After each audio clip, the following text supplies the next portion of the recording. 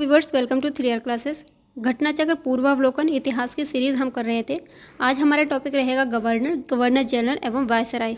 इससे पहले के जो टॉपिक्स हैं वो हम लोग कंप्लीट कर चुके हैं। अगर आप लोगों ने नहीं देखा तो चैनल पर जाकर उनको देख सकते हैं। गाइज, क्लास शुरू करने से पहले एक रिक्वेस्ट है, अगर वीडियो पसंद आए तो प्लीज़ लाइक एंड शेयर ज़रूर करें। चैनल पर नए हैं तो प्लीज़ सब्सक्राइब करिएगा। चलिए शुरू करते हैं। आज का अपने नोट्स को देखेंगे। क्लाइव के समय में असैनिक तथा सैनिक दोनों सुधार हुए। असैनिक सुधारों के अंतर्गत क्लाइव ने उपहार लेना तथा निजी व्यापार बंद करा दिया। उसने आंतरिक कर देना अनिवार्य बना दिया। सैनिक सुधारों के अंतर्गत क्लाइव ने आज्ञा दी कि दोहरा भत्ता बंद कर दिया जाए तथा जनवरी 1766 से ये भत्ता केवल उन सैनिकों को ही मिलता था जो बंगाल तथा बिहार की सीमा से बाहर कार्य करते थे। अपने प्रशासनिक सुधारों के अंतर्गत हेस्टिंग्स ने सर्वप्रथम 1772 ईस्वी में कोर्ट ऑफ डायरेक्टर्स के आदेशानुसार बंगाल में द्वैध शासन की समाप्ति की घोषणा की। द्वैध शासन की समाप्ति की घोषणा किसने की थी? हेस्टिंग्स ने। और राजकीय कोषागार का स्थानांतरण मुर्शिदाबाद से कोलकाता कर दिया। वॉरेन हेस्टिंग्स का विचार था कि समस्त भूमि शासक की है। राजस्व सुधारों को व्यवस्थित करने के लिए उसने परीक्षण और अशुद्धि के नियम को अपनाया। रेगुलेटिंग एक्ट 1773 के तहत ब्रिटिश संसद के द्वारा बंगाल में पहली बार कॉलेजिस्ट सरकार की व्यवस्था की गई। इस सरकार में एक अध्यक्ष तथा 4 सदस्यों का प्रावधान किया गया। अध्यक्ष को गवर्नर जनरल का पदनाम दिया गया। वॉरेन हेस्टिंग्स 1774 में बंगाल का प्रथम गवर्नर जनरल नियुक्त हुआ। इसको इम्पोर्टेंट है, बहुत याद रखिएगा इसको। रेगुलेटिंग एक्ट 1773 था, लेकिन सन कौन सी थी? 1774 ईस्वी थी। 1774 में गवर्नर जनरल पहला कौन था बंगाल का? Warren Hasting. अगर पूछे एक्ट कौन सा था तो रेगुलेटिंग एक्ट 1773। आगे चलते हैं। जन प्रशासन की नींव वॉरेन हेस्टिंग्स द्वारा मजबूती से रखी गई थी, जिस पर ऊपरी संरचना कॉर्नवालिस ने तैयार की। कॉर्नवालिस के समय में न्यायिक सुधारों, फौजदारी कानूनों में सुधारों, पुलिस सुधार कर संबंधी सुधारों तथा व्यापारिक सुधारों से जन प्रशासन की नींव पड़ी। इसको याद रखना, कॉर्नवालिस खूब पूछा जाता है। 15 जनवरी 1784 को एशियाटिक सोसाइटी ऑफ बंगाल की स्थापना के समय बंगाल का गवर्नर जनरल वॉरेन हेस्टिंग्स था। टाइम पीरियड याद रखिएगा, 1774 से 1785 ईस्वी। सुरक्षा प्रकोष्ठ या घेरे की नीति से वॉरेन हेस्टिंग्स तथा वेलेजली संबंधित हैं। वॉरेन हेस्टिंग्स के अन्यायपूर्ण तथा निरंकुश कार्यों के कारण उस पर महाभियोग का मुकदमा चलाया गया, जो 1788 से 1795 ईस्वी तक चलता रहा, किंतु ब्रिटिश संसद ने उसकी सेवाओं को देखते हुए उसे सभी दोषों से मुक्त कर दिया था। रियासतों के प्रति प्रमुख ब्रिटिश नीतियां निम्नलिखित थी। पहली थी कंपनी का भारतीय रियासतों से समानता के लिए संघर्ष, 1740 से 1765 ईस्वी।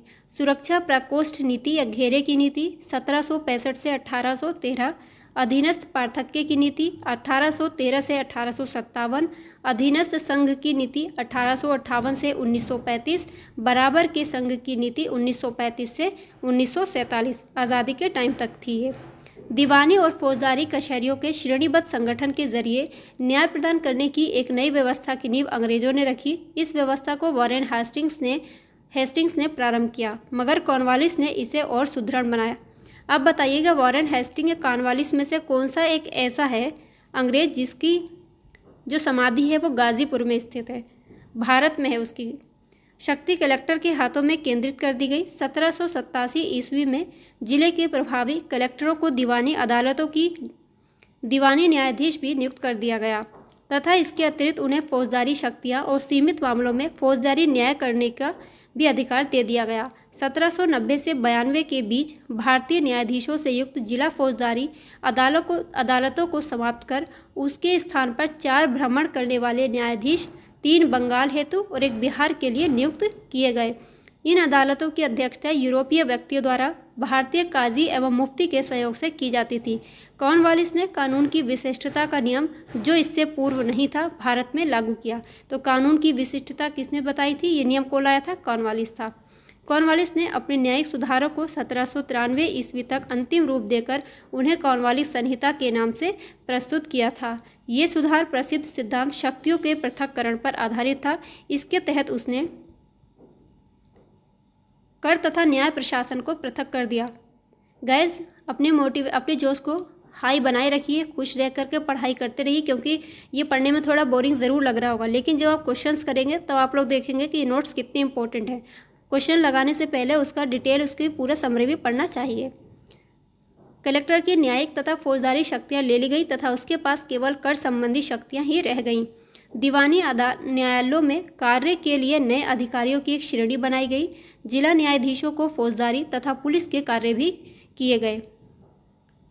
भारत की प्रसंविदा बद्ध सिविल सेवा या लोक सेवा का प्रारंभ कॉर्नवालिस द्वारा किया गया था। ये पूछा जाने वाला खूब सवाल है कि लोक सेवा का जो प्रारंभ था भारत में किसने किया था? कॉर्नवालिस के द्वारा किया गया था। कॉर्नवालिस 1786 से 1793 ईस्वी एवं 30 जुलाई 1805 से 5 अक्टूबर 1805 तक बंगाल का गवर्नर जनरल रहा। ये 2 बार गवर्नर जनरल रहा था। टाइम पीरियड याद रखिएगा। 5 अक्टूबर को क्या मनाया जाता है, आप लोग बताइए? क्या विश्व शिक्षक दिवस मनाया जाता है कि राष्ट्रीय शिक्षक दिवस मनाया जाता है? इसकी मृत्यु 5 अक्टूबर 1805 को गाजीपुर उत्तर प्रदेश में हुई थी। देखिए, अभी बताया था कि गाजीपुर में मृत्यु जिसकी हुई थी वो कौन था? गवर्नर जनरल कॉर्नवालिस ही था। यहीं पर इसकी कब्र स्थित है। वेलेजली 1798 से 1805 की सहायक संधि स्वीकार करने वाला पहला राज्य 1798 में हैदराबाद था। तो ये याद रखना है, सहायक संधि कौन लाया था? वेलेजली। इसको अपनाने वाला पहला राज्य कौन था? हैदराबाद। बसीन की संधि दिसंबर 1802 में पेशवा बाजीराव की द्वितीय और अंग्रेजों के मध्य हुई थी। वेलेजली की सहायक संधि को स्वीकार करने वाला पहला मराठा सरदार पेशवा बाजीराव सेकंड था। ये सहायक संधि के तहत बाजीराव द्वितीय ने अंग्रेजों की संरक्षता स्वीकार कर ली। इस संधि की शर्तों के अनुसार अंग्रेजों ने पेशवा को पूना में पुनः स्थापित करने के साथ लगभग 60,000 सैनिक पेशवा की रक्षा हेतु उसके राज्य में रखने का वादा किया, जबकि इसके बदले में पेशवा ने अंग्रेजों को 26 लाख रुपये वार्षिक आय वाले क्षेत्र प्रदान करने पर सहमति जताई। वेलेजली 1798 से 1805 टाइम पीरियड इंपॉर्टेंट है, याद रखिएगा। और सहायक संधि प्रणाली नीति को अपनाने वाला या प्रयोग करने वाला भी कौन था? वेलेजली था। भारतीय राज्यों को अंग्रेजी राजनीतिक परिधि में लाने के लिए सहायक संधि प्रणाली का प्रयोग किया। उसने सहायक संधि का आविष्कार नहीं किया। इस प्रणाली का अस्तित्व तो पहले से ही था तथा वे क्रमिक रूप से विकसित हुई थी। संभवतः डुप्ले प्रथम यूरोपीय था। ये फ्रांसीसी से था जिसने अपनी सेना किराए पर भारतीय राजाओं को दे दी थी। अंग्रेजों ने भी यही प्रणाली अपनाई।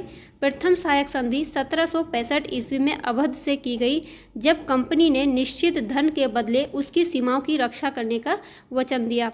वेलेजली द्वारा स्पष्ट रूप से प्रवर्तित सहायक संधि को स्वीकार करने वाले राज्य थे। ये मोस्ट इंपॉर्टेंट है, इसका स्क्रीनशॉट ले लीजिएगा। एग्जाम में देखिए क्वेश्चन ज़रूर पूछा जाता है। हैदराबाद 1798 ईस्वी तथा 1800 2 बार अपनाया स्वीकार किया था। मैसूर 1799 ईस्वी, तंजौर 1799, अवध नवंबर 1801, पेशवा दिसंबर 1802, बरार के भोसले दिसंबर 1803, सिंधिया फरवरी 1804, जोधपुर, जयपुर, मछेरी, बूंदी तथा भरतपुर। सवाल 2 तरह से बनता है। एक तो ये पूछ लेता है कि इन्होंने सबसे पहले इसको स्वीकार किया था, उनको क्रम से लगाना है, या कभी कभी ऐसे दे देता है, इनका टाइम दे देता है और इसका मैच करने बोल देगा कि हैदराबाद, मैसूर, पेशवा दे दिया और उनका टाइम दे दिया, इनको सही को मिलान करना है। इसलिए बहुत इंपॉर्टेंट है, इसका स्क्रीनशॉट अपने पास रखिएगा। विलियम बेंटिंक ने जुलाई 1828 ईस्वी में गवर्नर जनरल का कार्यभार संभाला। उसने सती प्रथा, बालिका शिशुवध जैसी सामाजिक कुरीतियों को समाप्त करने के लिए प्रभावकारी प्रयत्न किया तथा देश में ठगी समाप्त कर शांति और व्यवस्था स्थापित की। ये इंपॉर्टेंट, सती प्रथा पूछा जाता है क्योंकि समाप्त करने वाला कौन अंग्रेज था? विलियम बेंटिंक था। ऐसा नहीं कि अंग्रेजों ने सारे काम गलत ही किए, लेकिन अंग्रेजों ने कुछ काम अच्छे भी किए थे, जैसे सती प्रथा थी, लेकिन धीरे धीरे क्या इन्होंने गलत काम किया कि हमारे ऊपर शासन करने लगे थे, वो गलत था। लेकिन उन्होंने सुधार के काम तो बहुत किए थे। उसने कोर्ट ऑफ डायरेक्टर्स की इच्छाओं के अनुसार भारतीय रियासतों के प्रति यथासंभव तटस्थता की नीति अपनाई। जयपुर में अव्यवस्था ने ऐसा उग्र रूप धारण कर लिया कि ब्रिटिश रेजिडेंट पर ही प्रहार कर दिया गया, परंतु इस पर भी बेंटिंक ने हस्तक्षेप करना स्वीकार नहीं किया। इस प्रकार जोधपुर, बूंदी, कोटा, भोपाल में उसने हस्तक्षेप नहीं किया, यद्यपि ऐसा करने के लिए पर्याप्त कारण थे, परंतु उसने इस नीति का अनुसरण छोड़कर 1831 ईस्वी में मैसूर तथा 1834 ईस्वी में कुर्ग एवं कछार की रियासतों को अपने प्रदेश में मिला लिया। क्योंकि वहाँ बहुत अधिक अव्यवस्था थी। विलियम बेंटिंक 1828 से 1835 ईस्वी के शासन के 7 वर्षों में पुरानी निरंतर युद्धों तथा संयोजन की नीति को तिलांजलि दे दी गई। भारत के इतिहास में बेंटिंक का नाम सामाजिक तथा प्रशासनिक सुधारों के कारण स्मरण किया जाएगा। 1833 के चार्टर एक्ट के द्वारा भारतीय प्रशासन को पूर्णतः केंद्रीकृत करने का प्रयास किया गया। इस एक्ट के द्वारा बंगाल के गवर्नर जनरल को भारत का गवर्नर जनरल बना दिया गया। इम्पोर्टेंट है, रेगुलेटिंग एक्ट 1833 के द्वारा जो पहले बंगाल का गवर्नर जनरल था, अब वो क्या बन गया? भारत का गवर्नर जनरल बन गया। पूरे भारत में एक ही गवर्नर होगा, यानी गवर्नर जनरल होगा। 1833 में विलियम बेंटिंक को भारत का प्रथम गवर्नर जनरल बनाया गया। दोनों ही इम्पोर्टेंट है, दोनों ही पूछा जाता है। विलियम बेंटिंक ने कैप्टन स्लेमेन को ठगों के विरुद्ध कार्यवाही करने के लिए नियुक्त किया। उसने लगभग 1500 ठगों को बंदी बना लिया। अनेक ठगों को फांसी दे दी गई, शेष को आजीवन निर्वासित कर दिया गया। 1837 ईस्वी के पश्चात संगठित रूप से ठगों का अंत हो गया। 1789 ईस्वी की घोषणा के द्वारा बंगाल से दासों का निर्यात बंद कर दिया गया। 1811 ईस्वी एवं 1823 ईस्वी में दासों के संबंध में कानून बनाए गए। 1833 ईस्वी के चार्टर एक्ट में दासता को शीघ्र अतिशीघ्र समाप्त करने के लिए गवर्नर से कानून बनाने को कहा गया। 1843 ईस्वी में समस्त ब्रिटिश भारत में दासता को अवैध घोषित कर दिया गया। 1860 ईस्वी में भारतीय दंड संहिता के अंतर्गत दासता को अपराध घोषित कर दिया गया। आंग्ल नेपाल युद्ध कब हुआ था? 1814 से 1816 ईस्वी। आप लोग पहला आंग्ल मैसूर युद्ध और आंग्ल मराठा युद्ध कमेंट बॉक्स में बताइएगा। पिछली क्लासेस में ये सारा हम लोग पढ़ चुके हैं। हेस्टिंग्स के गवर्नर जनरल काल 1813 से 1823 में हुआ था, जो कि सुगोली की संधि से समाप्त हुआ था। जो हेस्टिंग्स था उसके गवर्नर जनरल का जो काल था, किस गवर्नर जनरल के काल में आंग्ल नेपाल युद्ध हुआ था? हेस्टिंग्स के। कब समाप्त हुआ था? सुगोली की संधि के साथ में। सुगोली की संधि 2 दिसंबर 1815 को लेखबद्ध हुई थी, जिसे 4 मार्च 1816 को अनुमोदित किया गया था। 1854 ईस्वी में स्लेमेन के स्थान पर जेम्स आउटरम को अवध का ब्रिटिश रेजिडेंट बनाया गया था। उसने कहा था कि अवध का प्रशासन बहुत दूषित है तथा जनता की अवस्था बहुत शोचनीय है। आउटरम की रिपोर्ट को ही फरवरी 1856 में अवध के अधिग्रहण का आधार बनाया गया था। ये पीसीएस में पूछा हुआ सवाल है। जो इन्होंने अवध का अधिग्रहण किया था, अवध को हड़प लिया था 1856 में डलहौजी ने, तो किस आधार पे किया था? ये आउटरम की रिपोर्ट को आधार मानकर। डलहौजी, इसका टाइम पीरियड था 1848 से 1856 ईस्वी ने अवध के नवाब वाजिद अली शाह पर कुशासन का आरोप लगाकर 13 फरवरी 1856 को उसका अंग्रेजी राज्य में विलय कर लिया। तो हड़प नीति लाने वाला कौन सा था? ये था डलहौजी। अवध के अतिरिक्त डलहौजी के व्यापकता के सिद्धांत के अंतर्गत विलय किए गए प्रदेश थे। पहला प्रदेश था सतारा, 1848 ईस्वी। सतारा खूब पूछा हुआ सवाल है, ये आप लोग पीसीएस का या प्रीवियस ईयर क्वेश्चन उठाइए, देखिएगा। पहला जो राज्य था या प्रदेश था हड़प नीति के अंतर्गत, वो सतारा था 1848 ईस्वी में। जैतपुर एवं संबलपुर उसके बाद में आता है 1849, बघाट 1850 ईस्वी, उदयपुर 1852 ईस्वी, झांसी 1854, नागपुर 1854, करौली 1855 और अवध 1856। कोर्ट ऑफ डायरेक्टर्स ने करौली के व्यापकगत प्रस्ताव को अस्वीकार कर दिया। भारत में रेल निर्माण की दिशा में प्रथम प्रयास ब्रिटिश गवर्नर डलहौजी के द्वारा ही किया गया था। गाइस, हम इसको लॉर्ड इसलिए नहीं कहते क्योंकि ये अंग्रेज थे, ये हमारे लॉर्ड नहीं है। पिछली क्लासेस में मैंने बताया हुआ है, इसलिए हम इनका नाम सिर्फ डलहौजी है। जो भी नाम है, नाम ही पढ़ते हैं, इनके नाम के आगे लॉर्ड नहीं लगाते हैं। भारत का रेल में जो निर्माण किया गया था पहली बार कब हुआ था? प्रथम रेलवे लाइन 1853 ईस्वी में बम्बई से थाने के बीच चली थी। किसके टाइम पीरियड में? डलहौजी के समय में। तो इसका डेट भी याद रखिएगा। रेल यात्रा का प्रारंभ ग्रेट इंडियन पेनिनसुला रेलवे के द्वारा किया गया था। भारत में रेलवे के विकास का मुख्य उद्देश्य कच्चे माल को देश के आंतरिक भागों से बंदरगाहों तक ले जाना था। इन लोगों ने जो रेलवे लाइन बिछाई थी वो हमारी सुविधा के लिए नहीं, बल्कि इन्होंने अपनी सुविधा के लिए बनाई थी। क्योंकि क्या करते थे, हमारे देश से कच्चा माल लेकर के अपने देशों में जाते थे, तब इनको बंदरगाह तक लेकर आने में बहुत श्रम की ज़रूरत पड़ती थी, लोगों की ज़रूरत पड़ती थी। इसलिए इन्होंने रेलवे लाइन को बिछाया था डलहौजी के समय 1853 में। पूछा जाता है कहाँ से कहाँ तक चली थी पहली रेल? तो बम्बई से ठाणे के बीच 34 किलोमीटर थी। इसका दूसरा उद्देश्य सेना को दूर दराज के क्षेत्रों तक पहुंचाना भी था, ताकि ब्रिटिश शासकों के प्रति होने वाले किसी भी विद्रोह को सरलता से दबाया जा सके या कुचला जा सके। रेलवे का सर्वाधिक विस्तार 1900 के ईस्वी के आसपास कर्जन के समय हुआ था। ब्रिटिश भारतीय क्षेत्र राज्य क्षेत्र का अंतिम प्रमुख विस्तार डफरिन के समय हुआ था, जब 1885 ईस्वी में तृतीय आंग्ल बर्मा युद्ध के बाद 1 जनवरी 1886 को बर्मा को ब्रिटिश भारत में मिला लिया गया था। 1885 में ही कांग्रेस की स्थापना भी हुई थी। डलहौजी से पूर्व सार्वजनिक निर्माण का कार्य एक सैनिक बोर्ड पर था। इसके कार्यकाल में पहली बार एक अलग सार्वजनिक निर्माण विभाग बनाया गया और सार्वजनिक उपयोग के कार्य के लिए बहुत सा धन व्यय किया जाने लगा। ईश्वर चंद विद्यासागर के अथक प्रयासों के फलस्वरूप कैनिंग के समय विधवा पुनर्विवाह अधिनियम 1856 पारित हुआ। मोस्ट इम्पोर्टेंट, वेरी इंपॉर्टेंट, आप इसको स्टार लगा लीजिए, स्क्रीनशॉट ले लीजिए। पूछा जाता है कि विधवा पुनर्विवाह अधिनियम कब समाप्त हुआ था, कब पारित हुआ था? 1856 में, ईश्वर चंद विद्यासागर के प्रयास से कैनिंग के समय में, और सती प्रथा विलियम बेंटिंग के समय में। इस अधिनियम के नियम 15 के तहत विधवा विवाह को वैध मान लिया गया और उस विवाह से उत्पन्न हुए बालक वैध घोषित किए गए। विधवाओं के कल्याण से जुड़े अन्य नेता थे पश्चिमी भारत में विष्णु शास्त्री और धोंदो केशव कर्वे, ये महाराष्ट्र में थे। धोंदो केशव कर्वे ने 1899 ईस्वी में पूना में विधवा आश्रम की स्थापना की थी। फिर से इस पर स्टार लगाइए। 1857 ईस्वी की महान क्रांति का सबसे महत्वपूर्ण परिणाम था महारानी की उद्घोषणा। ये उद्घोषणा 1 नवंबर 1858 को इलाहाबाद में हुए दरबार में कैनिंग द्वारा उद्घोषित की गई। इसमें ईस्ट इंडिया कंपनी के शासन की समाप्ति और भारत के शासन को सीधे ब्रिटिश शाही ताज के अंतर्गत लाए जाने की घोषणा की गई थी। इसके तहत कैनिंग ब्रिटिश भारत का प्रथम वायसराय बना। अब तक गवर्नर जनरल बन रहे थे, लेकिन 1858 में कौन बना था? कैनिंग ब्रिटिश वायसराय बन गया था। ये भारत का पहला वायसराय। महारानी विक्टोरिया को भारत की सामग्री 1877 ईस्वी में नियुक्त किया गया। जनवरी 1877 में आयोजित किए गए दिल्ली दरबार में इन्हें कैसरे हिंद की उपाधि प्रदान की गई थी। प्रथम आंग्ल अफगान युद्ध 1839 से 1842 के मध्य हुआ। इस दौरान भारत के गवर्नर जनरल कौन थे? ऑकलैंड थे।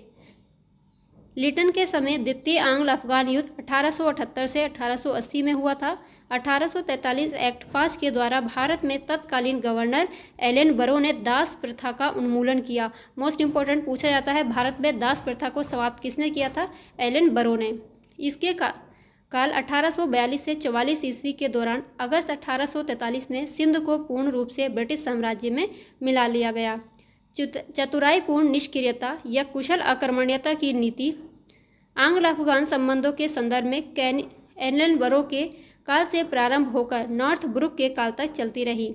इस काल को कुशल आक्रमणीयता की नीति का काल कहा जाता है। इस नीति को प्रायः जॉन लॉरेंस के नाम से विशिष्ट रूप से संबंधित किया जाता है, क्योंकि उसके वायसराय काल में इस नीति का अनुसरण करने का स्पष्ट अवसर मिला और इस नीति की रूपरेखा स्पष्ट रूप से निश्चित की गई। कुशल आक्रमणीयता शब्द का JWS वाइली ने एडिनबरा रिव्यू के एक लेख में प्रयोग किया था। भारत में अंग्रेजों के समय में प्रथम जनगणना मेयो के काल में हुई थी 1869 से 1872 के काल में। ये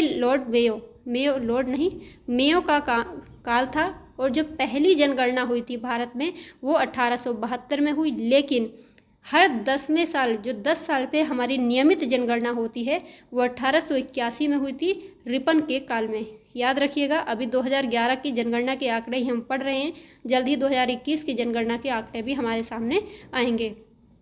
तो ये इंपॉर्टेंट क्वेश्चन हो जाता है। पहली जनगणना मेयो के काल में 1872 में हुई, लेकिन नियमित या 10 वर्ष में जो जनगणना होती है हमारे यहाँ पे, वो रिपन के काल में 1881 में शुरू हुई थी। मेयो 1869 से 72 ईस्वी की हत्या अंडमान निकोबार द्वीप समूह के भ्रमण के दौरान शेर अली अफरीदी नामक एक कैदी द्वारा की गई थी। मेयो प्रथम गवर्नर जनरल था जिसकी हत्या उसके कार्यकाल में की गई। 1876 ईस्वी में लिटन के गाइस, अगर आपको क्लास इंपॉर्टेंट लग रही हो तो प्लीज़ लाइक एंड शेयर ज़रूर करिएगा। चैनल पर नए हो तो प्लीज़ सब्सक्राइब करिएगा। लिटन के वायसराय बनकर आने पर अफगानिस्तान के प्रति अपनाई गई नीति में परिवर्तन आया। कुशल आक्रमणीयता की नीति के स्थान पर अग्रगामी नीति का अनुसरण होने लगा। मेजर सेंडेमन की बलूचिस्तान में गवर्नर जनरल के एजेंट के रूप में नियुक्ति के साथ ही बलूचिस्तान में हस्तक्षेप न करने के स्थान पर हस्तक्षेप की नीति अपनाई गई थी। वर्नाकुलर प्रेस एक्ट या भारतीय भाषा समाचार पत्र अधिनियम 1878 ईस्वी में लिटन के काल में पारित किया गया। वर्नाकुलर प्रेस एक्ट किसके समय में आया था? लिटन के काल में। इस अधिनियम को मुंह बंद करने वाला अधिनियम भी कहा गया। अर्स्किन पेरी ने इस अधिनियम को विपरीतगामी और असंगत तथा भारत की भावी प्रगति के लिए घातक पग बताया। श्री एस.एन. बनर्जी ने इसे आकाश से वज्रपात कहा है। किसको? वर्नाकुलर प्रेस एक्ट को। Sir P.C. इल्बर्ट वायसराय की परिषद के विधि सदस्य थे। इन्होंने 2 फरवरी 1883 को विधान परिषद में एक विधेयक प्रस्तुत किया जिसे इल्बर्ट बिल की संज्ञा दी जाती है। इस विधेयक का उद्देश्य था कि जाति भेद पर आधारित सभी न्यायिक अयोग्यताएं तुरंत समाप्त कर दी जाएं और भारतीय तथा यूरोपीय न्यायाधीशों की शक्तियां समान कर दी जाएं। जैसे ही ये विधेयक प्रस्तुत किया गया, एक बवंडर खड़ा हो गया। यूरोपीय लोगों ने इसे अपने विशेषाधिकारों पर कुठाराघात बताया। रिपन को ब्रिटिश भारत के वायसरायों में सबसे अधिक उदारवादी माना जाता है। उन्होंने 100 या उससे अधिक कार्यरत मजदूरों वाली फैक्ट्रियों में काम करने वाली महिलाओं तथा बच्चों के संबंध में कुछ उदारवादी नियम बनाए, जिन्हें प्रथम फैक्ट्री अधिनियम 1881 के नाम से जाना जाता है। इस अधिनियम के तहत 7 वर्ष से कम उम्र के बच्चों के फैक्ट्रियों में काम करने पर रोक एवं 7 से 12 वर्ष के बच्चों की कार्य अवधि प्रतिदिन 9 घंटे तथा इन्हें महीने में 4 दिन की छुट्टी का प्रावधान किया गया। इससे पहले इनको कोई भी छुट्टी नहीं दी जाती थी। इनसे एक बंधुआ मजदूरों के जैसे अनवरत काम कराया जाता था जब तक कि ये लोग चाहते थे। तो याद रखिएगा, ये PCS में पूछा हुआ सवाल है। दूसरा फैक्ट्री अधिनियम 1891 में बनाया गया। इसमें सभी मजदूरों के लिए साप्ताहिक छुट्टी की व्यवस्था थी। मेयो के समय में सृजित स्थानीय शासन को वास्तविक स्थानीय शासन बनाने के लिए रिपन ने उन्हें आवश्यक नियम प्रदान किए। इस कार्य के कारण रिपन को आधुनिक भारत में स्थानीय शासन का जनक माना जाता है। मोस्ट इम्पोर्टेंट, आधुनिक भारत में स्थानीय शासन का जनक रिपन को कहते हैं। चार्ल्स मेटकॉफ ने प्रेस पर प्रतिबंध हटाया, इसीलिए उसे समाचार पत्रों का मुक्तिदाता कहा जाता है। भारत में पुरातत्व सर्वेक्षण संबंधी प्रयास 1784 ईस्वी में कलकत्ता में विलियम जोन्स द्वारा एशियाटिक सोसाइटी की स्थापना के साथ प्रारंभ हुए थे। 1861 ईस्वी में कैनिंग द्वारा अलेक्जेंडर कनिंघम को प्रथम पुरातात्विक सर्वेक्षक नियुक्त किया गया था। 1871 ईस्वी में पुरातात्विक सर्वेक्षण को सरकार में अलग विभाग बनाया गया। कर्जन के कार्यकाल 1899 से 1905 के दौरान 1901 में भारतीय पुरातत्व सर्वेक्षण को एकीकृत एवं केंद्रीकृत स्वरूप देते हुए जॉन मार्शल को इसका नया महानिदेशक नियुक्त किया गया। प्राचीन स्मारक संरक्षण अधिनियम 1904 के द्वारा कर्जन ने भारत में पहली बार ऐतिहासिक इमारतों की सुरक्षा एवं मरम्मत की ओर ध्यान देते हुए 50,000 पाउंड की धनराशि का आवंटन किया। ये सवाल भी पूछा हुआ है। गोपाल कृष्ण गोखले ने कर्जन के प्रशासन की तुलना मुगल सम्राट औरंगजेब से की थी। नवंबर 1905 में कर्जन के स्थान पर मिंटो को भारत का वायसराय नियुक्त किया गया तथा जॉन मार्ले को भारत सचिव नियुक्त किया गया। इनके द्वारा किए गए सुधारों को मार्ले मिंटो सुधार 1909 के नाम से जाना जाता है। इस अधिनियम के द्वारा मुसलमानों के लिए प्रथम मताधिकार तथा पृथक निर्वाचक क्षेत्रों की स्थापना की गई। वायसराय हार्डिंग के समय भारत की राजधानी कलकत्ता से दिल्ली स्थानांतरण की गई थी। हार्डिंग के समय में इम्पोर्टेंट है, नोट कर लीजिए। वायसराय हार्डिंग ने 1911 ईस्वी में जॉर्ज पंचम एवं महारानी मेरी को भारत बुलाया तथा दिल्ली में भव्य दरबार का आयोजन किया, जिसे दिल्ली दरबार तृतीय के नाम से जानते हैं।